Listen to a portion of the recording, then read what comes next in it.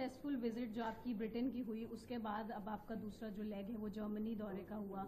आज आपने काफ़ी मीटिंग्स करी इन्वेस्टर्स के साथ, सीईओज के साथ, वो कैसी रही? मुझे संतोष है इस बात का कि जिस प्रकार से हमने प्लान बनाया था उस हिसाब से हमको सफलता भी मिली और मुझे समझने सीखने का मौका भी मिला। हमारी सारी टीम ने एकजुटता के साथ जिस ढंग से यहाँ काम किया है, आने के पहले प्रॉपर हमारे लोगों ने यहाँ आकर के होमवर्क किया। उनने आने के बाद इस योजना से कि इस यात्रा का प्रत्येक मिनट प्रत्येक कार्यक्रम सफल हो, मैं अपने लोगों को बधाई देना चाहूँगा। एकजुटता के साथ अच्छी प्लानिंग जब बनाते तो रिजल्ट अच्छा आते। सर, निवेश के तौर पे यूके से आपको बहुत अच्छा फीडबैक मिला, काफ़ी करोड़ों का इन्वेस्टमेंट। जर्मनी से हम क्या उम्मीद कर सकते हैं? जर्मनी से भी वही मिल रहा है। जर्मनी तो और आगे जा रहा है।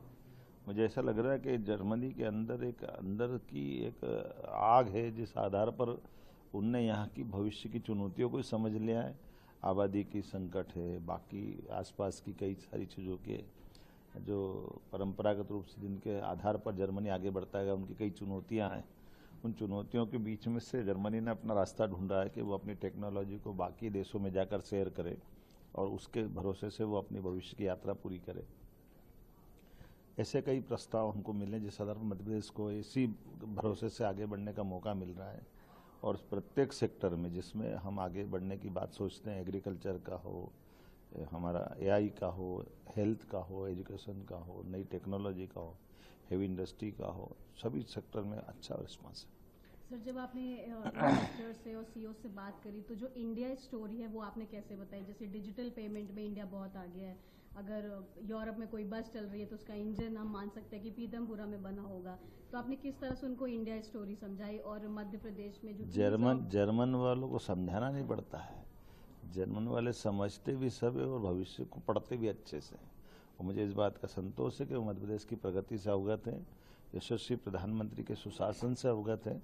और यही कारण है कि वो अपने चांसलर को पिछली यात्रा से भी जोड़ के माननीय मोदी जी की मुलाकात से भी देखते हैं और भविष्य में आगे बढ़ते भारत के साथ आगे बढ़ते मध्य प्रदेश में शामिल होकर वो अपनी भविष्य की व्यापारिक उड़ान लेना चाहते हैं।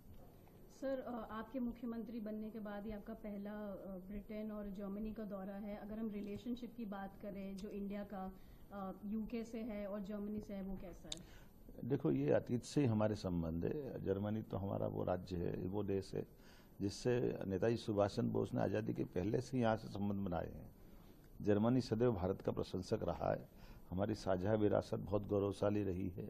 हमारे वेदों को दुनिया से परिचित कराने वाला अगर कोई देश है तो ये जर्मनी है, जिसमें मैक्स मुलर साहब ने कई साल पहले हमारे इस वेदों का अनुवाद करके दुनिया को वेद के उस ज्ञान से परिचय कराया है, संस्कृत के ज्ञान से परिचय कराया है। साझा संस्कृति में हमारी जर्मनी से सदैव संबंध हमारे बहुत अतीत के काल से बहुत अच्छे हैं।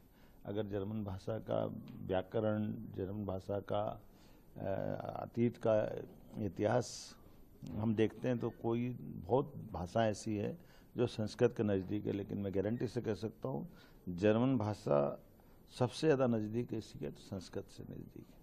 सर, ग्लोबल इन्वेस्टर समिट होने वाला है भोपाल में, उसमें हम क्या एक्सपेक्ट कर सकते हैं? मुझे इस बात का संतोष है कि अधिकांश लोगों ने जिनने आज हमसे बात की, व्यक्तिगत बात की, सामूहिक बात की, अलग से अपना व्यापार व्यवसाय को बढ़ाना चाहते हैं, वो मध्य प्रदेश से जुड़ना चाहते हैं। और कई लोगों ने स्वतः ही कहा कि हम ग्लोबल इन्वेस्टर समिट में आने का आपको आश्वासन दे रहे हैं और यही बात उत्साह बढ़ाने